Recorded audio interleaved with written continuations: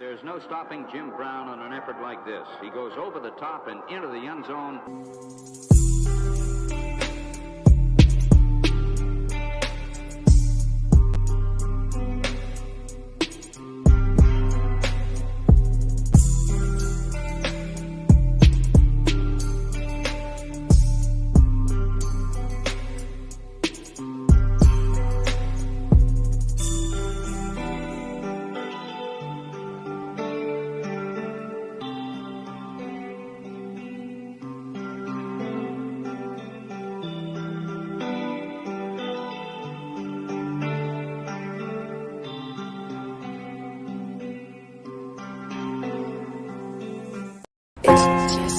Let me tell you something you already know. The world ain't all sunshine and rainbows.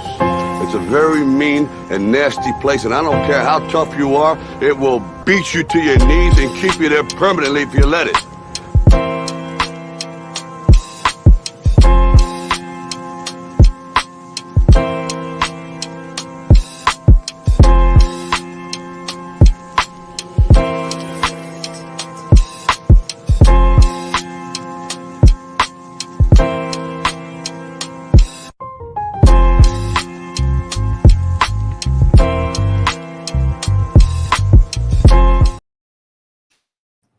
What up, everybody, and welcome back to another edition of SAT Sports here on YouTube, part of Drive It to the Top Productions, where the road don't stop.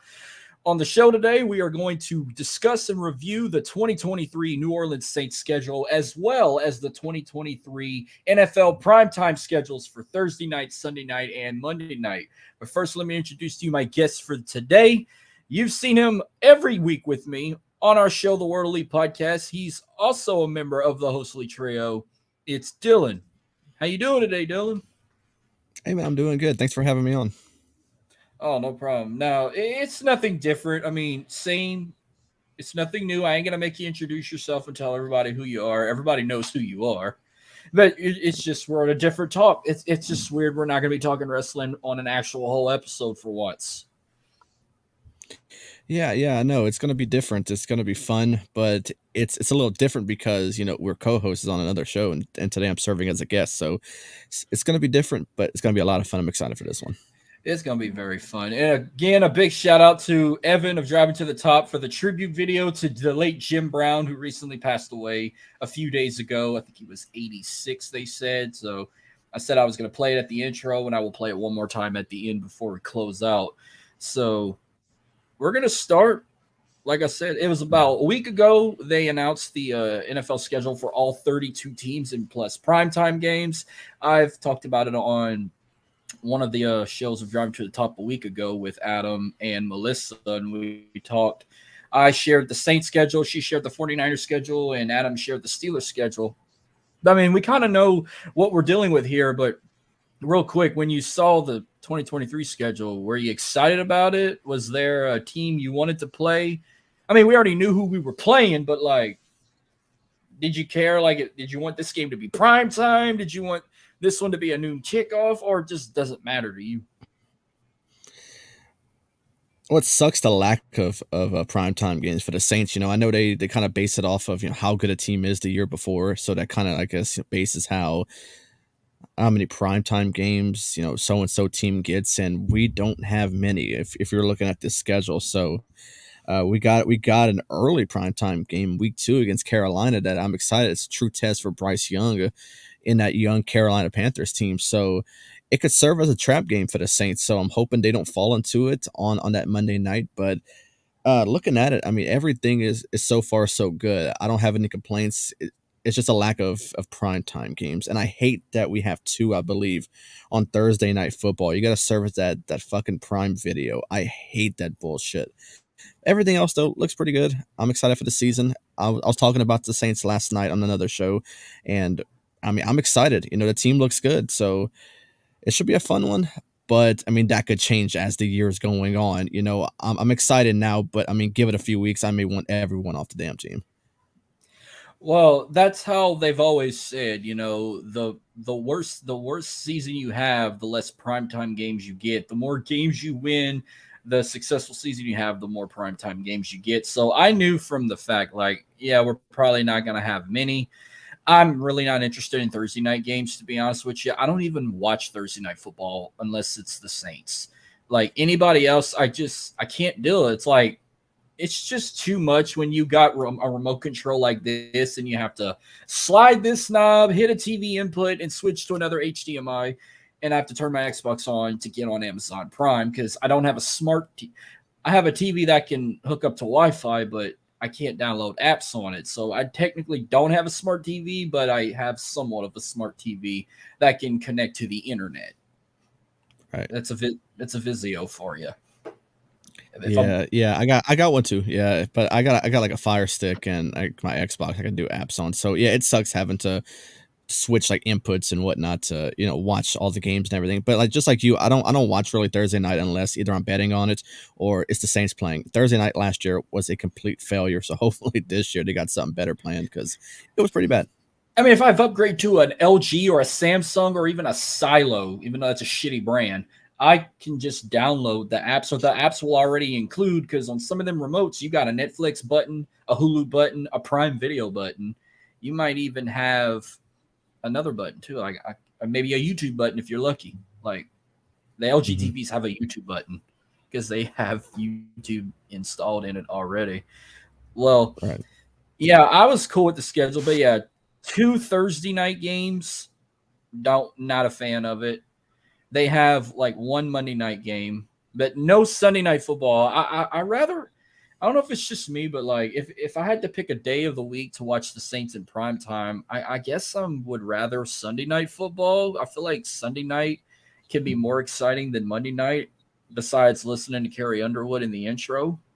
But I mean, who doesn't love Monday night football on the worst day of the week? But I feel like as a wrestling fan, it's not as exciting because you're flipping back and forth, watching Raw for like 10 minutes, and then you switch channels, and then you're watching a game, even if it's your team or not.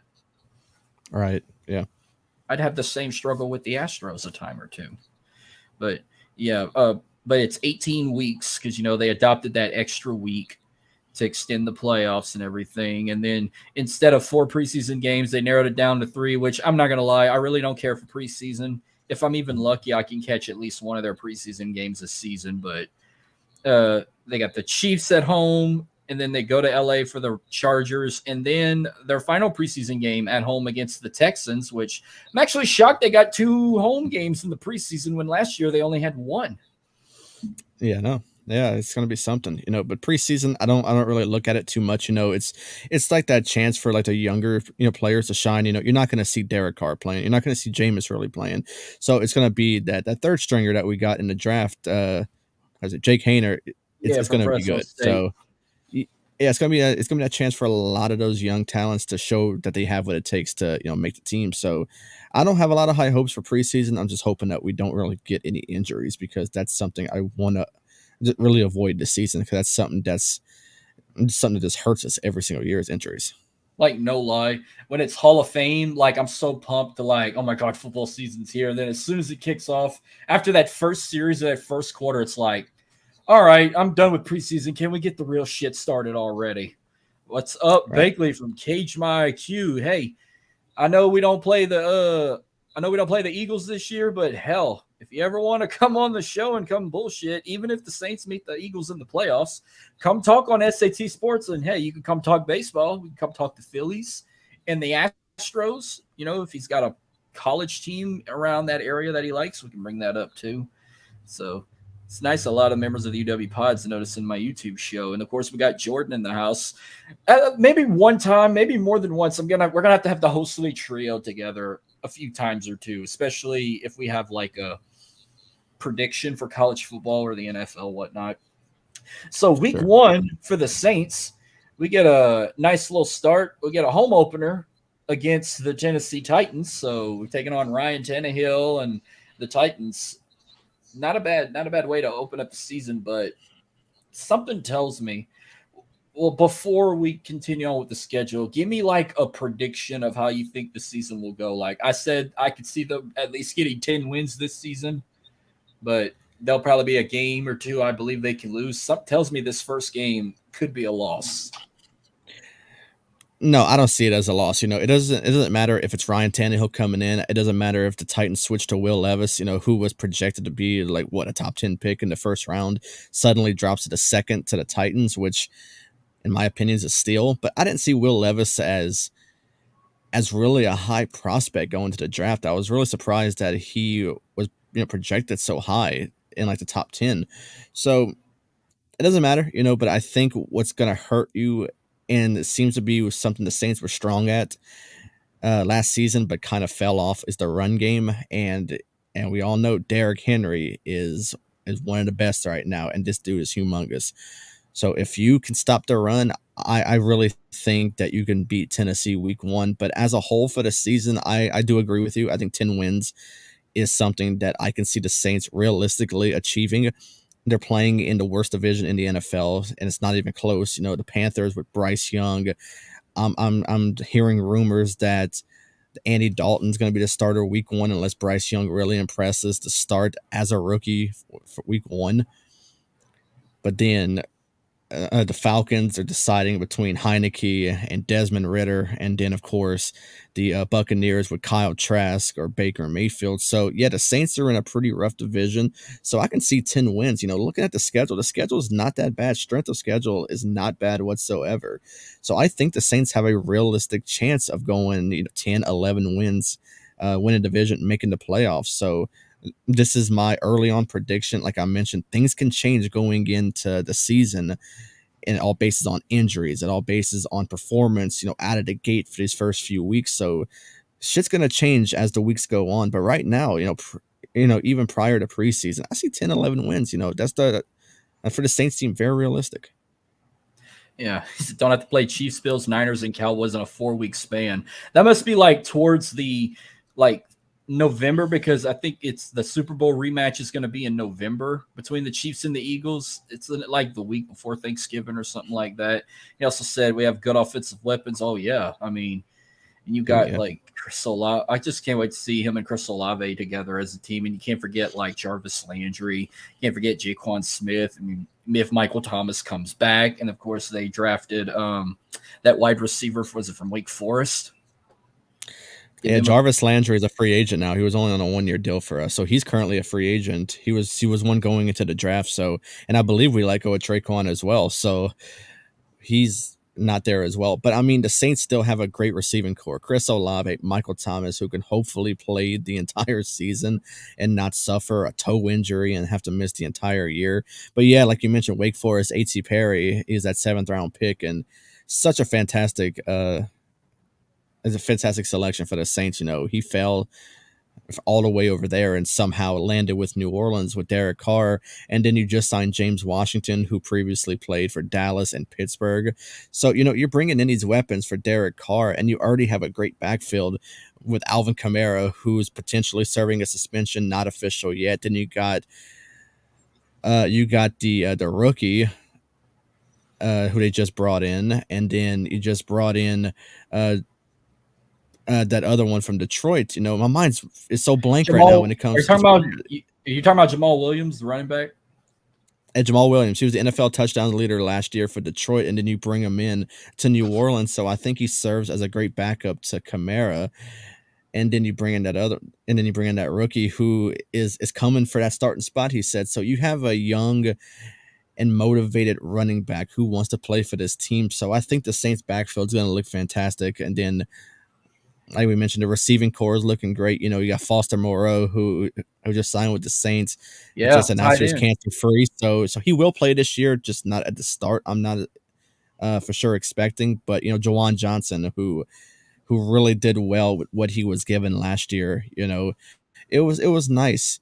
He was playing with Andy Dalton for most of the entire year, and he played fantastic, Jawan Johnson. So to see him play with Derek Carr, who was a starter, the entire time with the Raiders, it's gonna be good. Jawan's, I think his production is gonna, freaking double with this offense. So it's gonna be nice. This whole offense is looking great. So I just can't wait to see what happens with it. If it's that bad with Alvin Kamara, then I'm just going to go ahead and name Jamal Williams the starter running back, and Kendry Miller, who we picked up from TCU, will be second string. But you also can't forget about Rashid Shaheed also at wide receiver, and you could probably throw in James Washington and Kawan Baker as well. About maybe getting some Yeah. catches.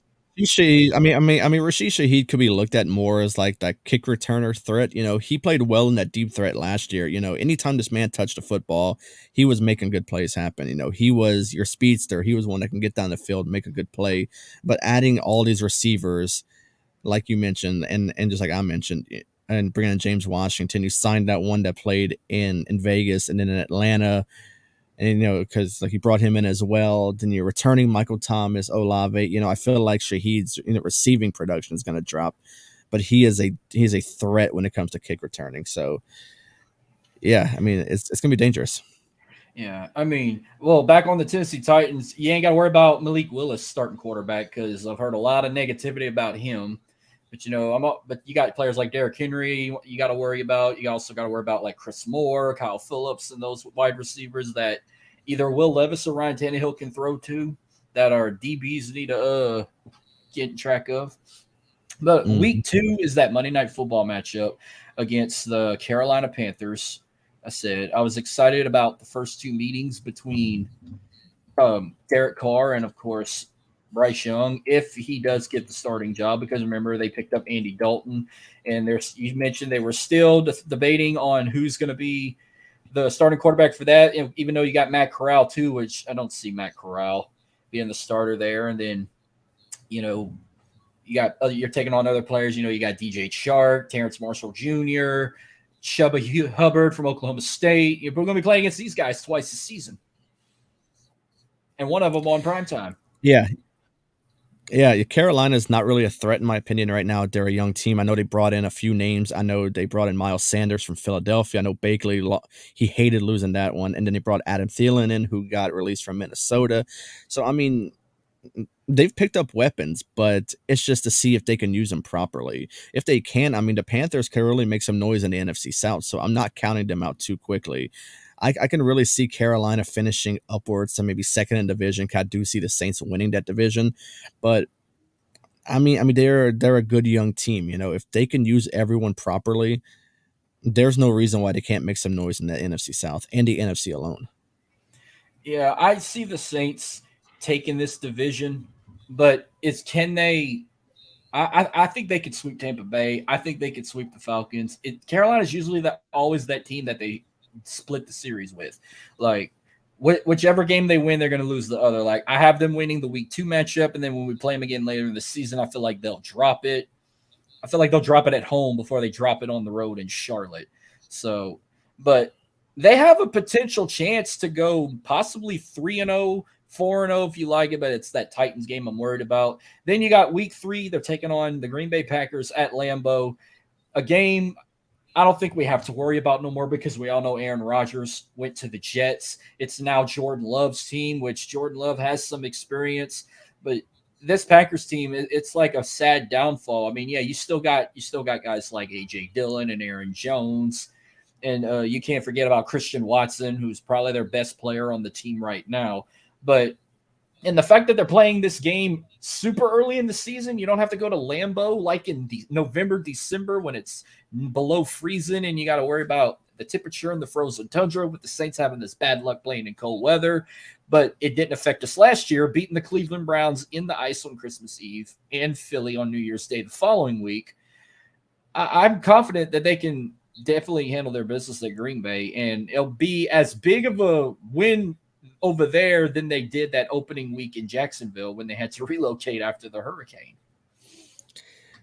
Yeah, really and truly, looking at the schedule, there's no guarantees. I never look at a game as a guarantee. It doesn't matter how bad a team is. The Saints could be undefeated. They could play someone down the road and they're winless, and that team can give the Saints their first loss. It's any given Sunday. That's the motto I always live by when it comes to football, is any given Sunday. So it'll be a true test for the Saints going up north to Lambeau into Green Bay, and Jordan Love learning behind Aaron Rodgers for a few seasons. So it could be interesting to see what happens with this game. They do have offensive weapons who could potentially hurt the Saints defense. So it's just a matter of playing well. I really didn't think the Saints had much of a chance when they hosted the Packers in Jacksonville, and somehow we beat the hell out of them. So it's just a matter of, who's playing, who's not playing. Is there an early injury? And it all matters if your starters are out on the field. So it'll be interesting. I'm looking forward to this game in particular. I have a lot of family who's Green Bay fans, so the trash talking will happen all week long, but someone's going to get the last laugh, and hopefully it's us at the end of the day, but I'm looking forward to it. Then week 4, we host the Tampa Bay Buccaneers, which is a complete change now that Tom Brady is officially gone. I think Tampa Bay goes back to just being a nobody. I'll be surprised if they can even fill up. Unlike the Oakland A's, they can fill up their stadium without Brady there no more. Except the difference is they're not relocating nowhere else. But, it's possibly going to be Baker Mayfield being QB1. You still got Kyle Trask out of Florida. And John Walford, they got who's out of Wake Forest, who used to play with the Jets when he was undrafted with them in 2018. My key thing is, who's going to play running back now that Leonard Fournette ain't over there no more? I'm looking at guys like maybe a Rashad White or a Keyshawn Vaughn or possibly a Patrick Laird, even maybe Chase Edmonds. They still got Mike Evans at wide receiver, Chris Godwin. That's 2 dangerous targets for Baker Mayfield to throw at. But who do you see being that starting running back without Leonard Fournette in Tampa? I mean, I could really see Rashad White. His production last year was good. He took a lot of snaps away from Fournette, so I think that's why the Bucs were so okay with letting go of Leonard Fournette, is that Rashad White just looked really good last season. But this is still the Tampa Bay Buccaneers who had all these offensive weapons. They lost Brady, who was their centerpiece for that offense. But, I mean, you still got Mike Evans. You still got Chris Godwin over there, who was that it was that 2-headed monster that Brady just loved last season. So it doesn't matter if it's Baker, if it's Kyle Trask, it's going to be starting. Kyle Trask is someone who they brought in seasons ago to learn behind Brady, and he's been learning and learning. So I wouldn't be shocked if Kyle Trask was the guy who's going to start week 1 for them. But it's something that, Bakley and I were talking about last night when we were talking about the NFC South, is that I feel like, and he felt like also that they brought in Baker kind of to scare Kyle Trask a little bit, to give him some competition. But Kyle Trask could really be in line to start for this team who's been learning behind Brady all these seasons. So, I mean, we can still look at them as the Tampa Bay Buccaneers. They're always the Buccaneers. They're always that little brother to the Saints. And even when Tom was there, because, they got a regular season win over us. They got that playoff win over us. But other than that, we've been owning them every single season. So I'm not too worried about it, but they still have those offensive weapons. So it'll be a true test, but it'll be fun as well. Oh yeah. It's gonna be a fun one, especially when you get to play them twice a season. So then I think it's week 5 next. Week 5, they go to New England to take on the Patriots. Again, another good time to go over there. You don't have to worry about that late in the season because it does get cold and snowy up in Foxborough. Mac Jones's team, that, but then you also got to play players like Ty Montgomery, even Trey Nixon, Juju Smith-Schuster, former Steeler, Tyquan Thornton, names you would see like that if you play fantasy football.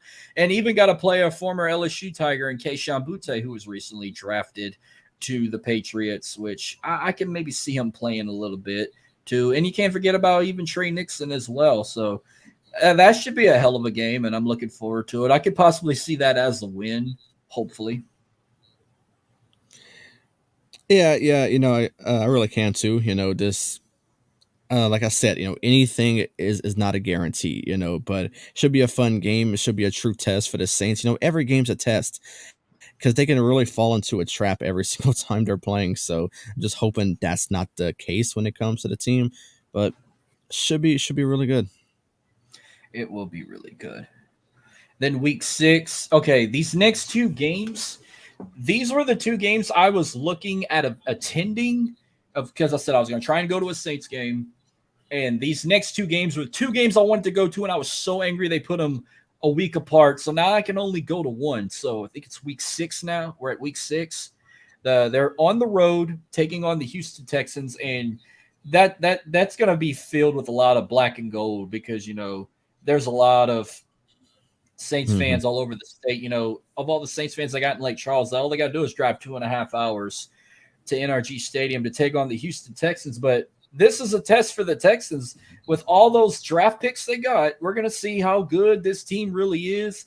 You got C.J. Stroud. They drafted at QB. A lot of people believe will possibly be the starting quarterback, unless you think it's going to be Case Keenum's team or David Mills, which David Mills had a atrocious season last year. That's why they were the second team to get the first pick of the not the first pick, second overall pick of the draft.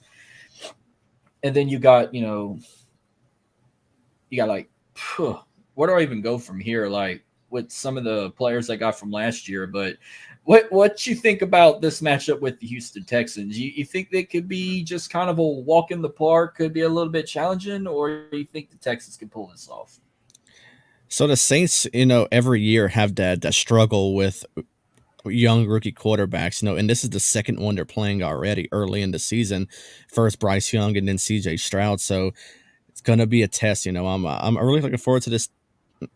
To this matchup. Going to playing Houston. Close together. You're gonna see a lot of fans from both inside the stadium. So I mean, Houston is reviving their team. I feel like, they're bringing in a lot of key pieces, bringing in Dalton Schultz of all people from Dallas, who was that great tight end. Now he's in Houston, and you bring in CJ Stroud.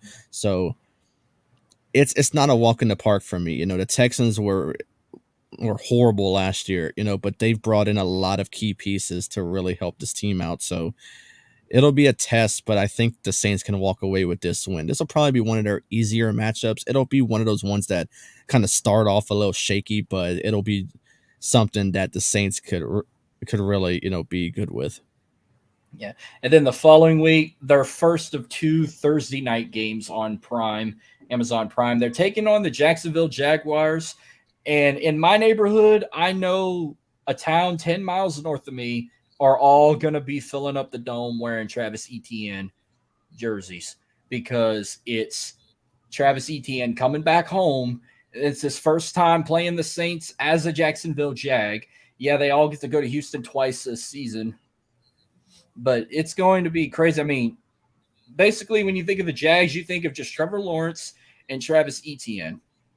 I think it's going to be fun, but man, I don't know. I'm worried that they probably going to blow this game against Jacksonville, especially after the season they had last year, winning the AFC South and getting a nice run in the playoffs before they were knocked out by the Kansas City Chiefs. Do you think Jacksonville didn't skip a beat, or how do you think this is going to come about?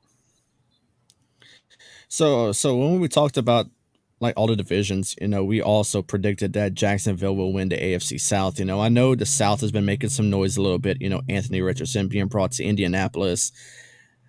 We're not sure of Will Levis or Tannehill with Tennessee, and then Texans, CJ Stroud. So it'll be interesting, but this is a game that will be one of the earlier tests for the Saints. Trevor Lawrence has been playing lights out football.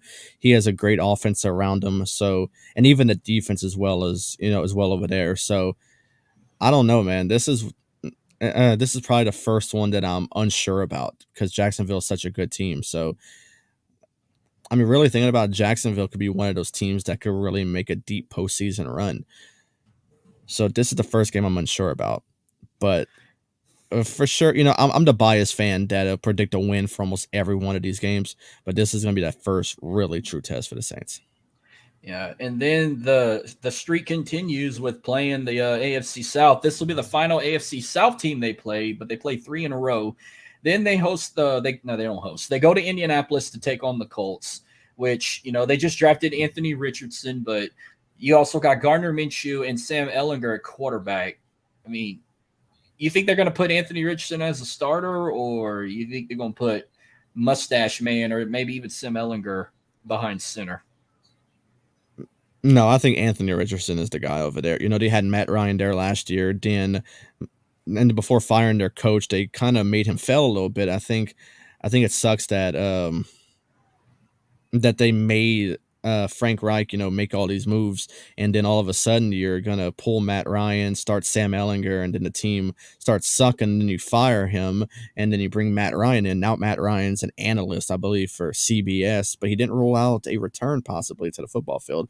But Anthony Richardson, I believe, is the guy that's going to be starting for Indy week 1, because the only really threat for that starting job is probably Gardner Minshew, but I think Richardson is the guy going in there. Well, and if Alvin Kamara can stay out of trouble and he can be the starting running back, it'll be a battle of the top running backs because you also got Jonathan Taylor on the opposite side playing against each other. Mm-hmm. So that's going to be a hell of a game right there.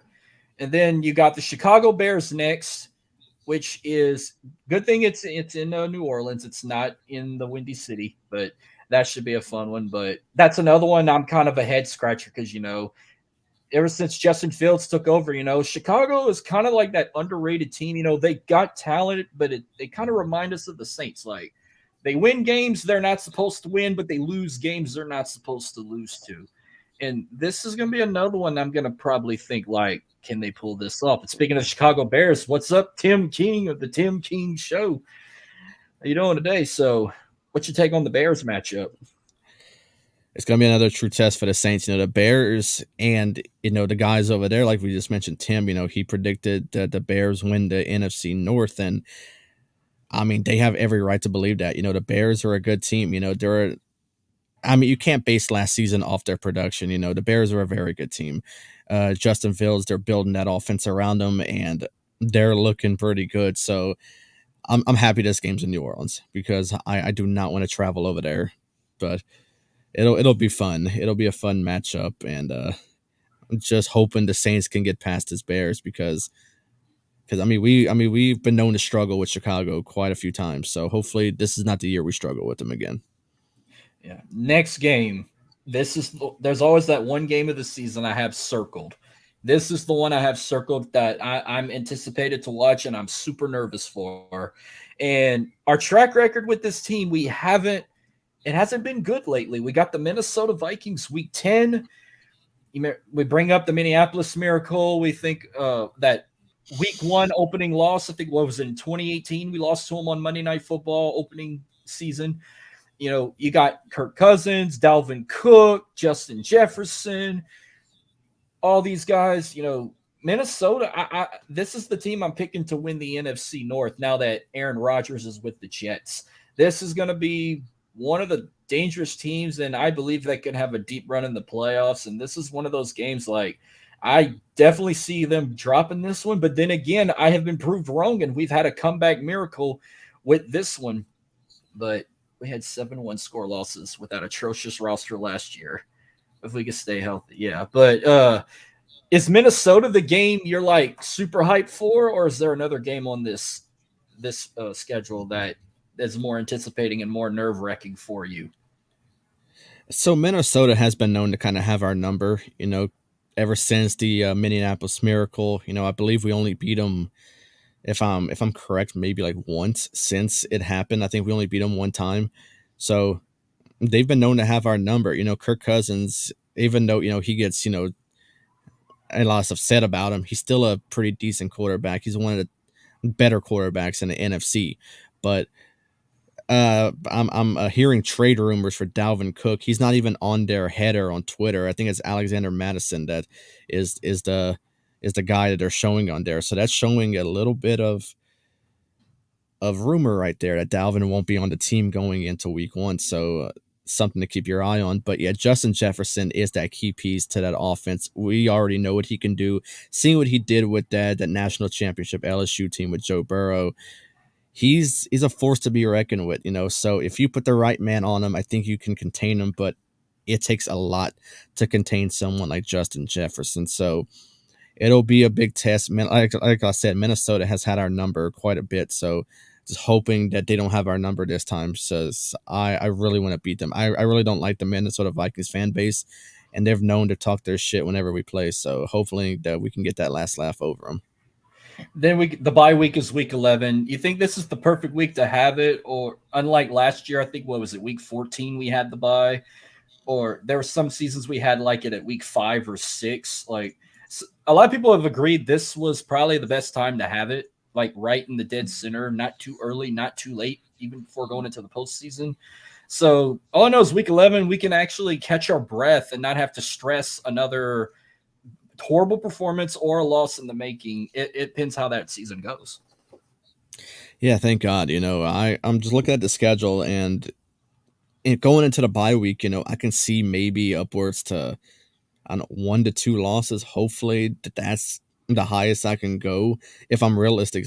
If I'm being realistic about it, Minnesota and I don't know, maybe the Patriots or something I'm looking at could be those potential losses, but everyone else I'm thinking can be looked at as a win. So if you go into this bye week, week 11, with only 2 losses, then look at the rest of the schedule. I think you'll be okay, and you can easily secure that NFC South pretty early in the season. So hoping 2 losses. I really don't want more than that, though. Yeah. Then we got the first of 2 meetings with the Falcons. So we're starting with the Falcons a little late. We're starting the first meeting in Atlanta at the end of November, right after Thanksgiving, which, I mean, you look at what they just picked up a great running back in Bijan Robinson out of Texas, even though they have Cordell Patterson as their running back. The main question is, like, who's going to be their starting quarterback out of Desmond Ridder or Taylor Heineke? Mostly out of them two. I could probably see Desmond Ridder being that starter now that Mariota's no longer with them. Then you also got Kyle Pitts you got to worry about. You got guys like Drake London, Josh Ali, Scotty Miller. And then, of course, one of our former New Orleans Saints and David Onyemata, who just switched to the black and gold to the black and red, which it's going to disgust me seeing David Onyemata on the defensive line wearing them Falcons colors. But I've always loved this rivalry, and I have a good feeling we could probably sweep them this year, and this will be the first.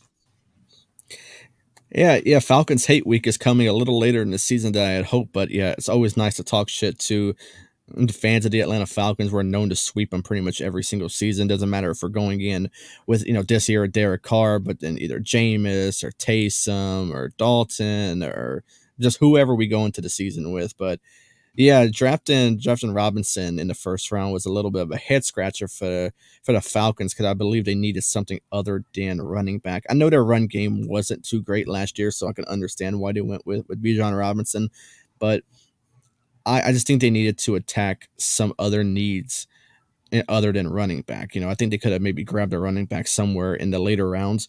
But, the additions they had on this team was pretty good. You mentioned David Onyemata. They also added Caden Ellis, who was a great linebacker for us last year. They picked up Jesse Bates, who was with Cincinnati last year. So, I mean, looking at defense, they have really, really improved their defensive position. So, this could be a pretty decent Falcons team, second, third in the division. I think they'll be a lot better than what they were last year. But the really, really need for this team right now, I know Desmond Ridder's there, Taylor Heineke, but they do need a quarterback, and I don't believe either one of those guys is someone who could be that franchise guy for Atlanta. So as much as I hate them, I do see this Atlanta team being pretty decent this season. I don't think they'll be as bad as they were last year, but they do need that quarterback as their one to fix that broken piece of that offense, because I don't think either Ridder or Heineke's the guy, but it should be an okay season for the Falcons. For me, I hope they lose every damn game, but it'll be decent for them. No, their defense got a lot better. So if their offense can stay on track, then I think they'll be all right. Yeah. Then they host the Detroit Lions. So Jamal Williams is taking on his former team. And I feel like Jahmyr Gibbs will be the guy taking his place. That he went to us and they needed a running back. They picked up Jahmyr Gibbs out of Alabama. I think he'll be the starter unless you put like maybe David Montgomery at starter. But a lot of people thinking that the Lions could turn things around. Some people think the Lions could win the NFC North with the Packers not being without Aaron Rodgers, because they are trying to build their team up, and they got some good receivers too, like Maurice Alexander, Josh Reynolds, Jameson Williams, Marvin Jones, and all those guys. And their defense kind of made some noise last year. Then you also got like James Mitchell at tight end and Brock Wright as well. How do you think the Lions could turn out? I mean, is this a sleeper team, or you think they're actually going to turn things around? So, I know that the Bears are probably the favorite in the NFC North, but the Lions are that team I feel like that can make some noise in that division. Jared Goff's still there. Jared Goff is pretty decent name at quarterback. I know that he had a good season with Detroit last year. Dan Campbell is someone who I really love. He was with the Saints for a few seasons. Then he wouldn't be a head coach over there. And he's someone who, if I was a football player, I would love to play for Dan Campbell. He has so much passion for the game. So every time Detroit does well, I always just love his post-game speeches. And truly cares about the team and the players. Losing Jamal Williams, I think, was a big hit. Picking up Jahmyr Gibbs was good for them out of Alabama. They also got David Montgomery, like you were mentioning, from Chicago. So it'll be a good team for them with Detroit. If they don't win the division, they'll finish second, because I don't think Minnesota or Green Bay will be a favorite at all. So Chicago probably wins the division, but Detroit could be that team could really sneak up and potentially win or even finish second. But it'll be another one of those tests, for the Saints. They've had their struggles with Detroit, so hopefully this isn't one of the years they do it, but it'll be a fun matchup. Yeah. Then they host the New York Giants, which, it's Daniel Jones's team. I don't really know who else they got that can be a threat. I can see them easily beating the Giants. I could probably see this being a blowout. I wouldn't necessarily count on that. Philly, obviously the big favorites for the NFC East, but the Giants are one team that with Daniel Jones, and they gave him a big contract too, who could be a good team. They're not a bad team. They're correctly coached now. They're bringing in their coach, and I think he won Coach of the Year last year. So he's good. This whole team's good. So I wouldn't necessarily say it's a blowout, but I'm just hoping that it's something that could be okay. Okay. But the next game, they got the LA Rams in Los Angeles, their final primetime game of the regular season, and it's the second and final Thursday night game. Yeah, the Rams had a horrible outcome defending their title and how their season turned out. They still got good players, but I don't know, with all that talent from, with Matthew Stafford and Cam Akers and Cooper Kupp and Tyler Higbee and all these guys in the season they had. And Aaron, they got Aaron Donald, who was probably, wasn't he the defensive player of the year last year, or was nominated for it? And then they draft Stetson Bennett. So we got two Georgia Bulldog quarterbacks, which I still think Matthew Stafford will be the starter. Stetson will just learn and get reps from him. And then plus you also got Zach Evans, can't remember about him as well, and Kyren Williams. This one of them games, we hate the Rams, especially after the no call, and you were in attendance for that. Cost us a trip to the Super Bowl. That will always live in our head rent free, and we do what we can to take it out on the Rams. But the fact that it's in LA, it could be a risky challenge. But if this would have been in New Orleans, I wouldn't have any worry about the Saints blowing that one out. They would blow them right out of the dome. But I think we could possibly take them out of their own stadium. Oh, yeah, most definitely we could. After the Rams and the refs screwed us out of a potential Super Bowl trip, I've always had some sort of hatred towards the LA Rams. And seeing the year they had last year after winning the Super Bowl was just music to my ears. They had such a struggling year. I know they dealt with injuries, which is something I don't condone, because I hate seeing injuries. No matter how much I hate the team, injuries is something I really hate seeing on the field. So, it sucks that Matt Stafford went out the way he did. But he is healthy. He's going to be coming back stronger, ready to go. But this team is not good. You still got Cooper Kupp. You still got Cam Akers. But you're losing a good defensive piece in Jalen Ramsey, who went to the Dolphins. So that's a key piece. You still got Aaron Donald over there. You still got some guys over there, but I don't think their defense is as good as what they were. So I don't see this Rams team as a threat. I don't see them as one that can even compete in the NFC West. So this could be one of the easier games, hopefully, for the Saints. I know that the Rams will have their LA crowd behind them, but really and truly, being in LA, it doesn't really mean you're a true, Rams fan, because LA just kind of picks their teams, who goes and who's better. There's multiple teams in California, but you're going to pick the better team. So you'll see a lot of Californians, switch their teams every year. So one day they'll be a Rams fan. Next year, they'll be a 49ers fan, or just whoever's better in that state. So I'm not really looking at the fan base when it comes to this game, because they're all fakes anyway. So yeah. It'll be interesting.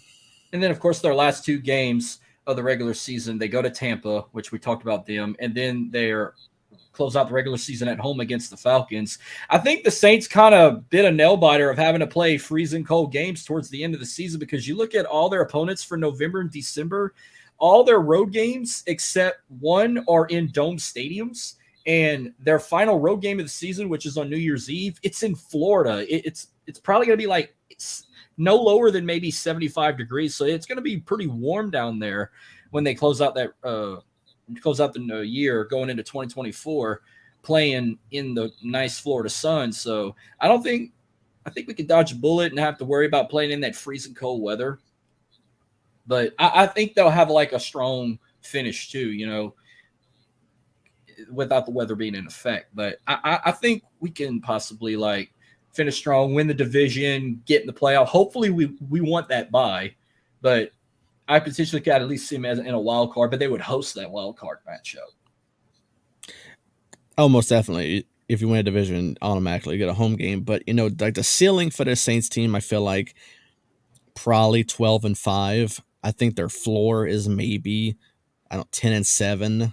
I don't see them finishing with more with less than 10 wins on the year. So 10-7 is their floor for me, and 12-5 or even 13-4. That's like a dream right there. You get 13-4 is like their ceiling. So if they go as high as 13-4 or something like that, oh my God, that would be fantastic for the Saints team. But it's all a matter of if Dennis Allen can get better than what he was last year. Because I was calling for his fucking head after every game last year, even if we won. I wanted Dennis Allen gone after every single game. So hopefully he can sway my opinion on him. And then, seeing Derek Carr with a new offense, you're seeing different pieces come in. Everything goes well, then yeah, I can most definitely see this team finishing upwards to 10-13 or even 14 wins. Yeah. Well, that's the 2023 schedule for the New Orleans Saints. The primetime games, I mean, I don't really have to discuss any of them. I mean, we kind of know what's going to be what. When you win the Super Bowl, you automatically have that Thursday night kickoff, and the Chiefs are opening up the season with the Detroit Lions. A lot of people believe when I first saw this, I was thinking it was going to be a blowout, but it probably could be a good game. Some people think the Lions could give the Chiefs a run for their money, even if the Chiefs walk away with the win.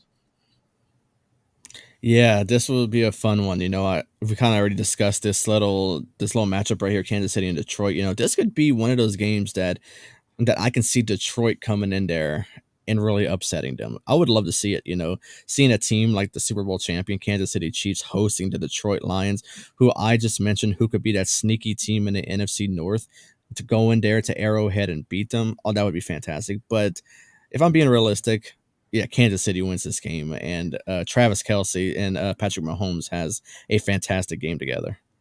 I don't know if this is just a usual thing, but I can't tell you how many times when the week one starts, the Dallas Cowboys are always on a primetime game, whether if it's a Sunday night or Monday night. Well, they're opening up Sunday Night Football against the New York Giants, which I remember they had like a long stretch. Like, I remember 8 consecutive years the Giants and the Cowboys opened up against each other, whether if it was in New York or it was in Dallas. But yeah, that's your Sunday night game. And then Monday Night Football should be an interesting one. Aaron Rodgers' first game is the New York Jet, and they're hosting division rivals, the Buffalo Bills. So Josh Allen versus Aaron Rodgers, the first of 2 times this season.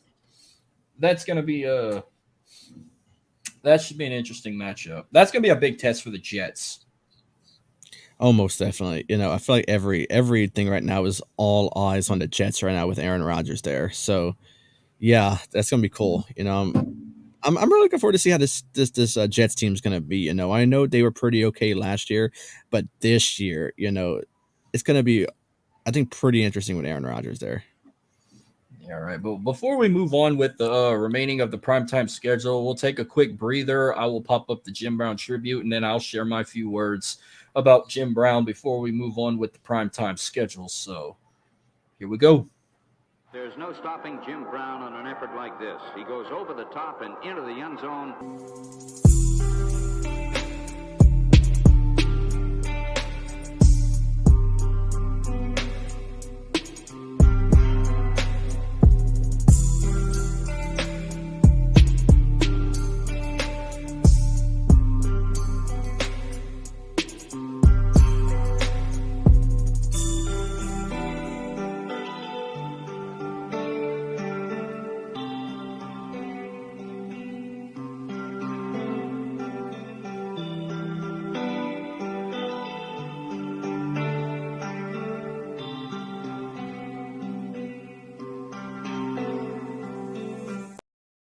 And we are back to continue on with the remaining of this episode. Of course, this is the second time I've played this tribute video that was made by big thank you to Evan Brogdon, who is a diehard Cleveland Browns fan. He asked me to play this video in the memory of Jim Brown, who was one of the all-time greats who just recently lost his life at the age, I think he was 87 this past Wednesday on May 18th, 2023. Just a little backstory about Jim Brown before we move forward. Of course, he played college football at Syracuse, one of the all-time greats. He was drafted in the first round, the 6th pick to the Cleveland Browns, and he remained with the Cleveland Browns from 1957 all the way to 1965. A couple of highlights for him. He was an NFL champion in 1964, right before, just a couple years before the Super Bowl became a thing. He was a former NFL champion, 3-time NFL Most Valuable Player in 1957, 1958, and 1965. He was Rookie of the Year in 1957, 8-time first-team All-Pro, second-team All-Pro in 1962, a 9-time Pro Bowler, 8-time NFL rushing yards leader, 5-time NFL rushing touchdown leader. He was the NFL scoring leader in 1958. He was a part of the NFL 1960s All-Decade Team, a part of the NFL 50th, 75th, and 100th anniversary all-time team. He was the winner of the Burt Bell Award in 1963.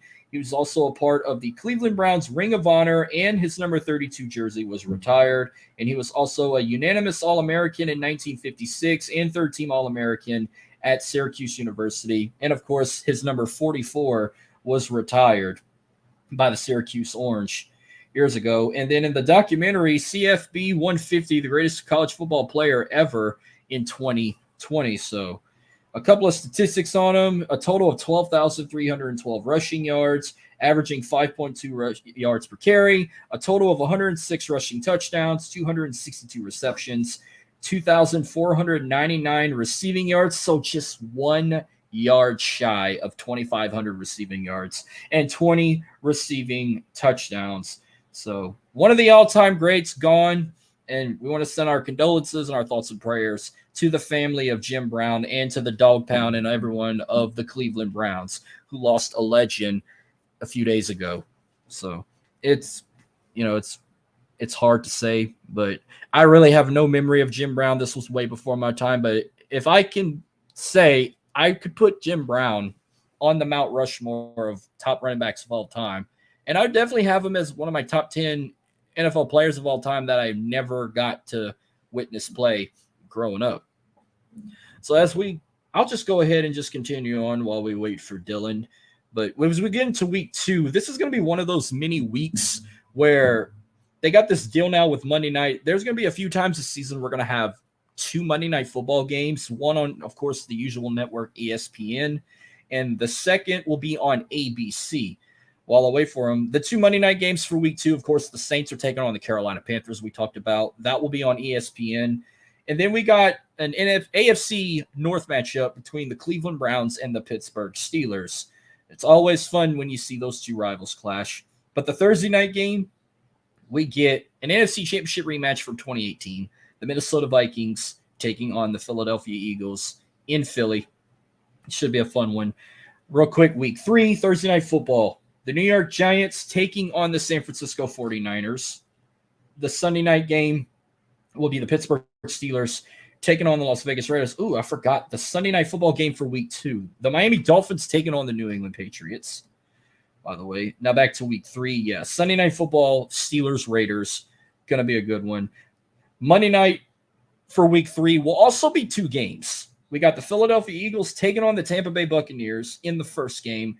And then the second game, we get a Super Bowl 56 rematch between the Los Angeles Rams and the Cincinnati Bengals in Cincinnati. That should be an interesting one. Going into week 4, Thursday night, Lions-Packers at Lambeau Field. Should be a fun one. And then they'll start the international. This isn't, you could say it's a primetime game, but I wasn't planning on talking about the international series, but there will be a game in London between the Jacksonville Jaguars and the Atlanta Falcons. Probably be like an early 8 a.m. kickoff, which it's usually, but it's going to be at Wembley Stadium, so that's going to be interesting. Sunday night football for week 4, we got the Kansas City Chiefs taking on the New York Jets. Then Monday night football, so only one game for this week. We got the Seattle Seahawks taking on the New York Giants. Then we go into week 5, Thursday night. we get the Chicago Bears taking on the Washington Commanders. And then Sunday, October 8th, the Jags are going to yet again play. So the Jags are going to have back-to-back weeks in London. They're taking on the Buffalo Bills week 5, where in week 4 they're going to play the Falcons. So, and I don't think there's really any team that ever played back-to-back in London like that. And I think the Jags hold the record of most international series games played in London than any other team. And the Saints played in London maybe twice, the most, I would say. Sunday Night Football, underrated rivalry no one really talks about. That should be a fun one. The Dallas Cowboys taking on the San Francisco 49ers. That'll be a fun one. Monday Night Football, week 5, the Green Bay Packers taking on the Las Vegas Raiders. And then we go into week 6. We got Thursday night, the Denver Broncos taking on the Kansas City Chiefs.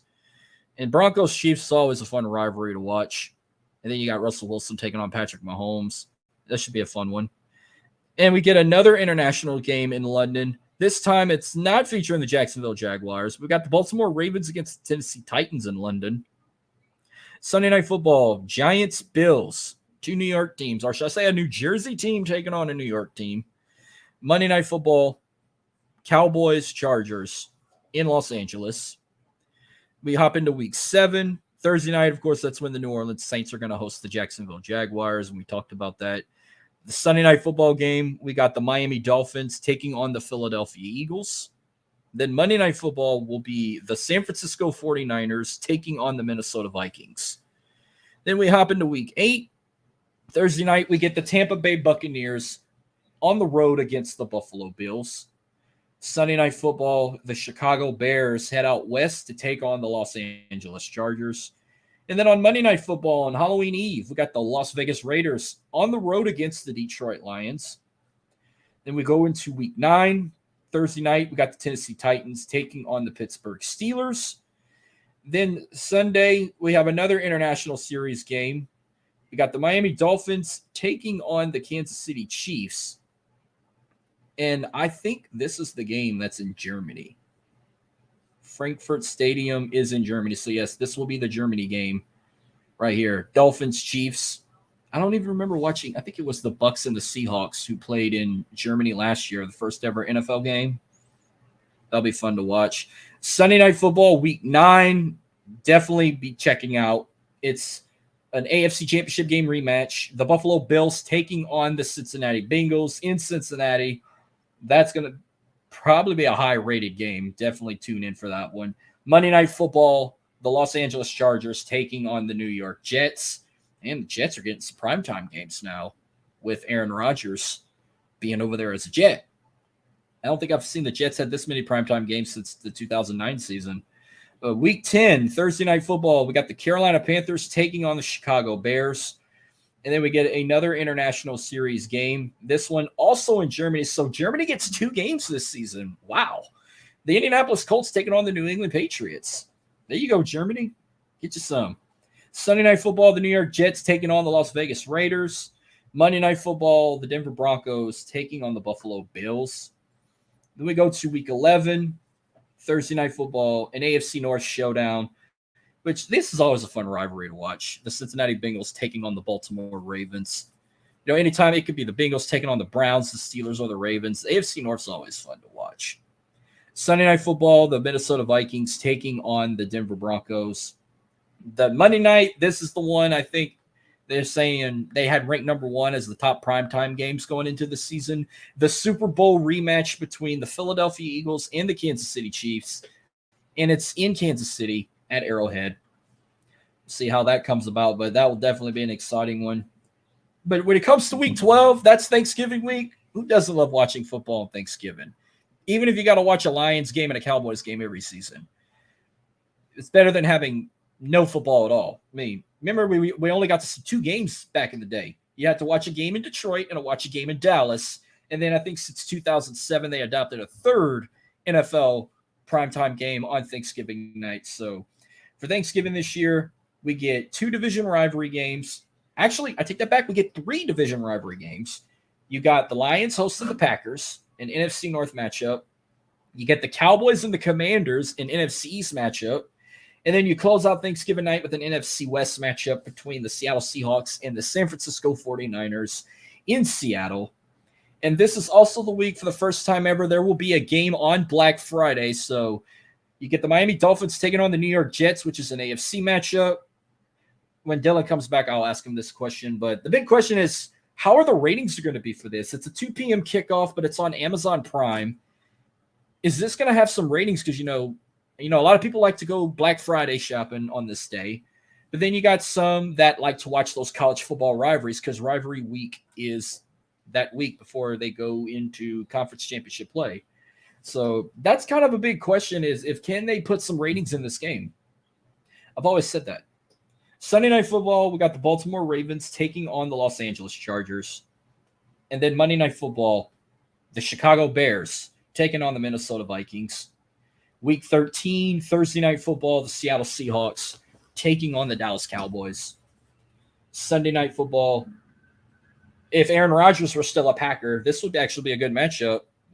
You call it a Super Bowl I rematch. Kansas City Chiefs heading to Lambeau to take on the Green Bay Packers. And then Monday Night Football, a good one. Could be a potential AFC Championship game matchup. The Cincinnati Bengals taking on the Jacksonville Jaguars. A game I'll probably have to be 50-50 on. I would 90% of the time root for the Cincinnati Bengals, but taking on the Jacksonville Jaguars, I would have to show my love and support to Travis Etienne, who just grew up 10 miles away from me. Week 14, Thursday night, Patriots-Steelers in Pittsburgh. Sunday Night Football, I guess this is everyone's favorite rivalry, Eagles-Cowboys. They always have a good matchup. And, of course, it's in Dallas. Then we go back to having 2 Monday night games this week. We get Packers-Giants first. Then we get Titans-Dolphins. But they're both going to start at the exact same time. Packers-Giants will be on ABC. Titans-Dolphins will be on ESPN. Week 15, Thursday Night Football. We get Chargers-Raiders, a team in LA versus a former team in LA who's now in Vegas. Sunday Night Football, Ravens-Jags. This will be a pretty damn good one, I believe.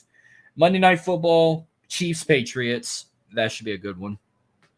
Week 16, the Thursday night, we get the Saints-Rams we've talked about. That will be a good one. And since it's Christmas weekend, the schedule will kind of shift around. So there will only be 2 games on that Saturday, December 23rd. We got Bengals-Steelers at 3:30 on ENBC. Then we got Bills-Chargers at 7. Everybody else will play on Christmas Eve, which will be on a Sunday. And then there will be 3 games on Christmas Day, which will fall on a Monday. We got Raiders-Chiefs at noon, Giants-Eagles at 3:30, Ravens-49ers at 7:15. First game on CBS, second game on Fox, and the last game will be on ABC. Then you got Week 17, Thursday Night Football. We got Jets-Browns.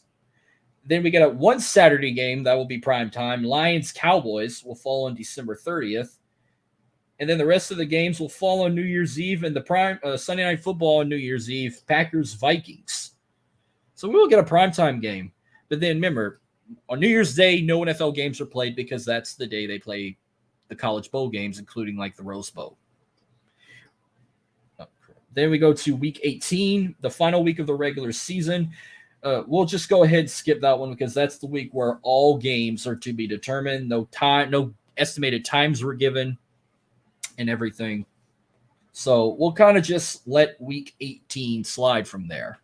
But that'll about wrap it up for Week 18 and also the recap of the review of the 2023 NFL primetime schedule.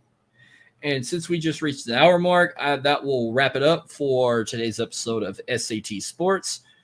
Of course, you can follow me on Twitter at MarcusElite337. Be sure to subscribe to my YouTube channel. You can watch all shows of SAT Sports anytime on demand on my channel.